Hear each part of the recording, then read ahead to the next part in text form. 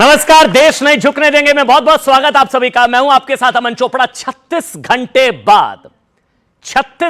बाद देश के 5 राज्यों में किसकी सरकार बनने जा रही है, ये आज सबसे बड़ा सवाल है। पूरा देश जानना चाह रहा है क्योंकि इसको 24 का सेमीफाइनल कहा जा रहा है और आज हमारे शो का नाम भी यही है, 23 के नतीजे 24 का ट्रेलर।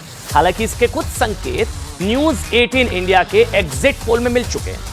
टारगेट एग्जिट पोल के मुताबिक देश के 5 राज्यों में, ध्यान से सुनिएगा, 2 राज्य मध्य प्रदेश और राजस्थान बीजेपी के खाते में जाते नजर आ रहे हैं एग्जिट पोल के हिसाब से, और छत्तीसगढ़ में कांटे की टक्कर कांग्रेस के खाते में, कांग्रेस को एज। तेलंगाना में कांग्रेस सबसे बड़ी पार्टी, ये 2:2 नजर आ रहा है चुनाव। इन नतीजों में सबसे चौंकाने वाले नतीजे जो देखिए, राजस्थान लगभग माना जा रहा है कि बीजेपी के खाते में चला जाएगा, ये माना जा रहा है। हालांकि अब एग्जिट एग्जैक्ट होंगे हमें नहीं पता। वहीं दूसरी तरफ तेलंगाना में कांग्रेस अच्छा करती नजर आ रही है, छत्तीसगढ़ में नेक एंड नेक फाइट है। लेकिन सबको हैरान जो एग्जिट पोल कर रहा है वो मध्य प्रदेश को लेकर है, जहां कांग्रेस को सबसे ज्यादा जीत की उम्मीद है। लेकिन टारगेट एग्जिट पोल के नतीजों के मुताबिक मध्य प्रदेश में कांग्रेस की बुरी हार नहीं, काफी बुरी हार हो सकती है। मध्य प्रदेश की 230 सीटों में से बीजेपी 127 सीटें जीत सकती है। कुछ एग्जिट पोल तो बीजेपी को 160 से ज्यादा सीटें मिलने का अनुमान बता रहे हैं, मतलब प्रचंड बहुमत। अच्छा, ये अनुमान कुछ वक्त पहले आपको एक तस्वीर दिखाते हैं आज। दरअसल मध्य प्रदेश के मुख्यमंत्री शिवराज सिंह चौहान की यह तस्वीर, इसको ध्यान से देखिएगा। मतलब बड़े बड़े पत्रकार और कह लीजिए राजनीतिक मतलब विश्लेषक, बुद्धिजीवी, राजनीतिक पंडित शायद इस तस्वीर का मर्म नहीं समझ पाए। आज हर कोई बात कर रहा है लाडली बहना योजना की, और कहा जा रहा है कि नतीजों का ट्रेलर इस तस्वीर से मिल गया था। महिलाओं के बीच शिवराज सिंह चौहान की जबरदस्त लोकप्रियता की संभवता ये तस्वीर। बात इसी को लेकर, एग्जिट पोल को लेकर, क्या एग्जिट पोल ये एग्जैक्ट होंगे? जोरदार तालियों के साथ स्वागत करिए प्रेम शुक्ला, राष्ट्रीय प्रवक्ता, प्रदीप भंडारी जन की बात से तहसीन पूनावाला पॉलिटिकल एनालिस्ट हैं, और भाटी साहब हैं हमारे साथ, समाजवादी पार्टी के राजकुमार भाटी। बहुत बहुत स्वागत आप सभी का। सर शुक्ला जी, थोड़ा ज्यादा नहीं हो गया 162 मध्य प्रदेश में? मतलब ईमानदारी से बताइएगा, 162 थोड़ा ज्यादा हो गया? 230 में 162 ज्यादा क्यों हो गया? नहीं है, 230 में 232 ज्यादा हो सकता है। अच्छा, 162 ज्यादा क्यों हो जाएगा? आपने सोचा था 162? क्यों नहीं सोचेंगे? हम जब 230 सीटों पर लड़ते हैं तो लक्ष्य होता है कि हम सारी की सारी सीटें जीतें। तो सर अकेले थोड़ी ना लड़ रहे हैं, सामने भी है ना कोई। हाँ, तो उसको भी जो जितना उसका काम होगा उसके आधार पर जनता उसको भी जनादेश। अच्छा, आपसे बातचीत के दौरान ना मेरे साथ एक खास मेहमान जुड़ गए हैं, शायद आप भी बात करना चाहेंगे। कैलाश विजय वर्गीय मेरे साथ इस वक्त लाइव जुड़ चुके हैं, भारतीय जनता पार्टी के राष्ट्रीय महासचिव हैं। कैलाश जी, मेरे साथ बड़ी संख्या में यहां पर ऑडियंस है, बहुत सारे बच्चे हैं जो आपको सुन रहे हैं। स्टूडियो में प्रेम शुक्ला है, तहसीन पूनावाला, राजकुमार भाटी, प्रदीप भंडारी जन की बात से, और ऑडियंस बेस्ड शो है, सब आपको सुन रहे हैं। बहुत बहुत स्वागत, बधाई अभी दे दूं या 3 दिसंबर को दूं? सर कभी भी दे सकते हैं। हमने तो जिस दिन मतदान हुआ था उसी दिन कह दिया था कि 130 से 160 के सीट में बीच में सीट आएगी। मतलब इस कॉन्फिडेंस की कुछ या वजह तो बताइए, मतलब क्या वजह है?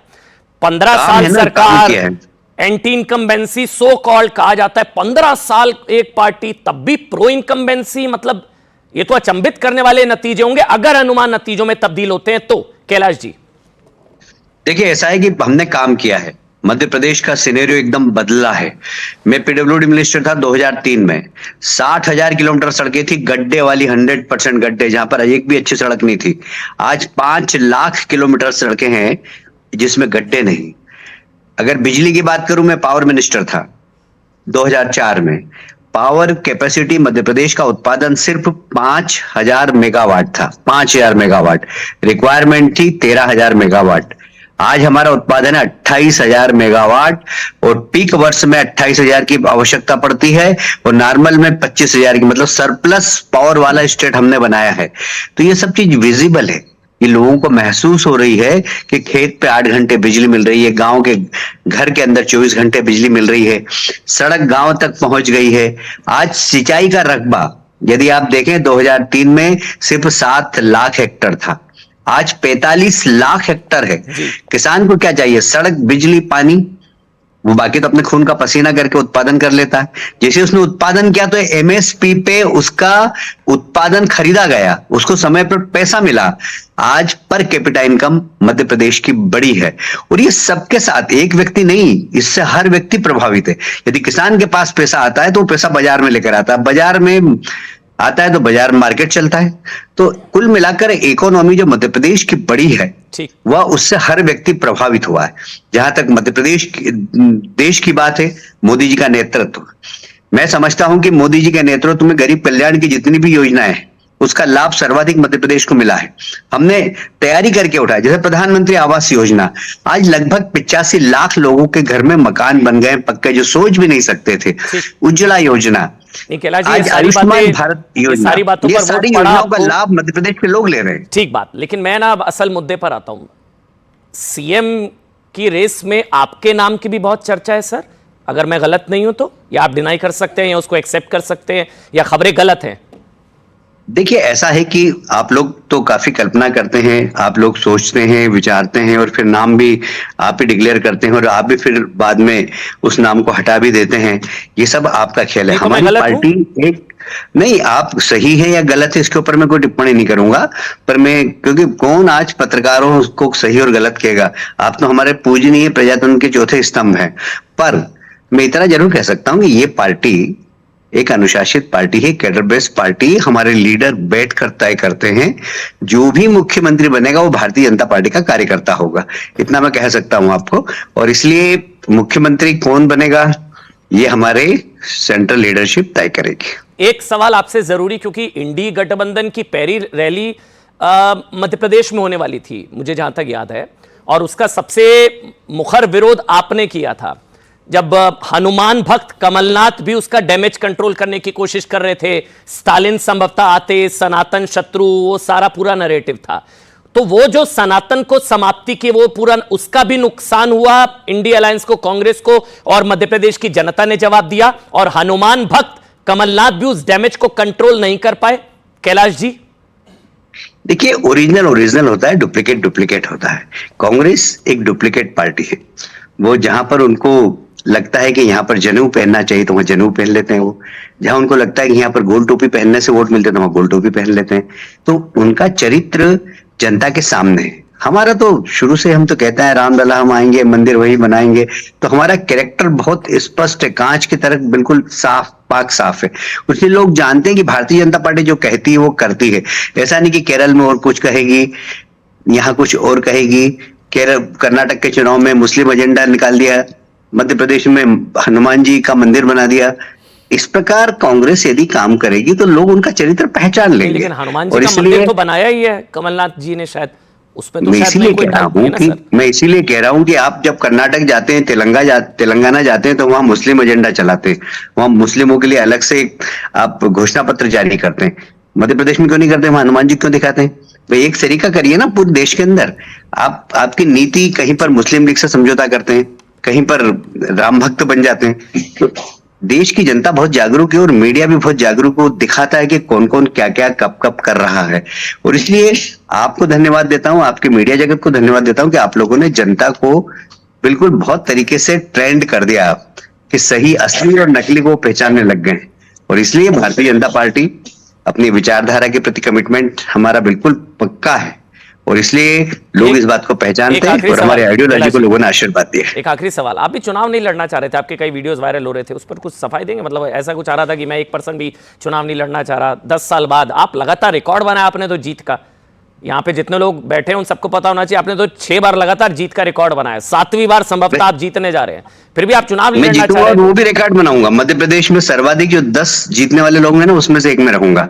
ये मैं आपको पहले से ही बता देता हूँ कि 10 सर्वाधिक वोटों से जीतने वाले जो उम्मीदवार होंगे किसी भी दल के, उसमें से एक मेरा नाम भी होगा। इतने वोट से मैं जीतूंगा। सवाल जीत और हार का नहीं है। ये बात सही है कि मैं संगठन का काम कर रहा था, मेरा बेटा ऑलरेडी विधायक था, तो मैंने कहा वो लड़ ही रहा है, तो इसलिए मैंने मना किया था कि एक परिवार में 2 टिकट हमारी पार्टी नहीं देती, इसलिए मैंने मना किया था। पर पार्टी ने कहा कि नहीं, आपको लड़ना है, तो हम तो सिपाही हैं, ठीक, बॉस का आदेश आ जाए तो फिर हम कहीं पे भी कूद सकते हैं। चलिए, आप लोकतंत्र में असली बॉस तो जनता है सर, और जनता तय करेगी 3 दिसंबर को उसका आदेश क्या होगा और वो जनादेश क्या होगा, उसका आदेश जनादेश सराखों पर होगा। बहुत बहुत धन्यवाद, आपने समय निकाला और बहुत बहुत शुभकामनाएं, बधाई। एग्जिट पोल की, अब एग्जैक्ट में फिर आपसे बात करूंगा 3 दिसंबर को सर। बहुत बहुत धन्यवाद। अच्छा, एक बार कुछ तहसीन कुछ कहना चाह रहे हैं, तहसीन पूनावाला कुछ कहना चाह रहे हैं। नहीं, वे तो मैं ऑपोजिट हूं, पर उनके व्यक्तिगत चुनाव के लिए भी उनको बहुत बहुत शुभकामनाएं। तहसीन पूनावाला भी बधाई दे रहे हैं। बहुत बहुत शुक्रिया आपका कैलाश विजयवर्गीय जी, आपने समय निकाला। प्रेम शुक्ला बताइए सर, 162 हाँ 162 आएंगे, 140 प्लस तो होंगे ही होंगे, इसमें कोई संदेह नहीं। कोई एक वजह बताइए मेरे को जाना, मैंने कैलाश जी से लगातार अभी कैलाश जी एक बड़ा मुद्दा, कोई एक बड़ा मुद्दा सबसे बड़ा मुद्दा है विकास, विकास और विकास।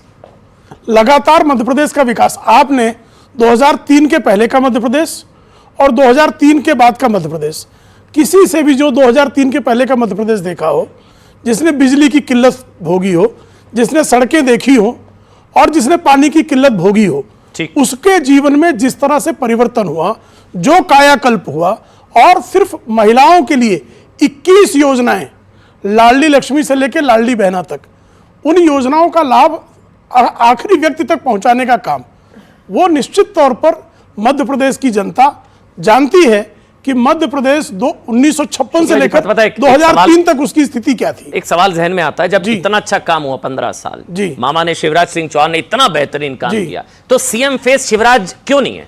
क्योंकि हमारे यहाँ जो है कलेक्टिव लीडरशिप का कॉन्सेप्ट है। नहीं, उन्होंने तो अच्छा काम किया ना सर। आप तो किया ना, उनके काम पर तो वोट मांग रहे हैं ना, लेकिन सामूहिक नेतृत्व भी हमारे यहाँ का नियम है, तो सामूहिक नेतृत्व पे किसी को क्या आपत्ति होनी चाहिए। तहसीन पूनावाला मुस्कुरा रहे हैं, बताइए भाई तहसीन पूनावाला, मामा के नाम पर वोट 162, मतलब ये तो अकल्पनीय, अचंभित करने वाला। शुक्ला जी के लिए नहीं होगा, पत्रकारों के लिए, कि हमने सोचा है भाई, सोचा था नेक एंड नेक फाइट होगा शायद। कुछ महीनों पहले तो एमपी छत्तीसगढ़ को तो लगभग आउट कर दिया गया था कि राजस्थान में उम्मीद है शायद। अभी अचानक से आखिरी में क्या हुआ, पूरा परिवर्तन। तहसीन पूनावाला बताइए भाई। वो आप मुस्कुरा छत्तीसगढ़ को लेकर रहे हैं बस शायद? नहीं, मध्य प्रदेश को लेकर। अच्छा, लेकिन वो 2 लाइनें हैं, उसको मैं कहना चाहता हूँ। दिल को खुश रखने के लिए प्रेम बाबू ये ख्याल अच्छा है, तो ठीक है, आप एग्जिट पोल पे खुश होइए, एग्जैक्ट पोल पे मैं खुश होगा, आपके साथ आऊंगा अमन, मुझे शिरकत करने का मौका मिलेगा। लेकिन अब भी, क्योंकि आपने नेक टू नेक फाइट की बात की, मैं अपना गर्दन, मैं अपनी नेक दांव पे लगा रहा हूं।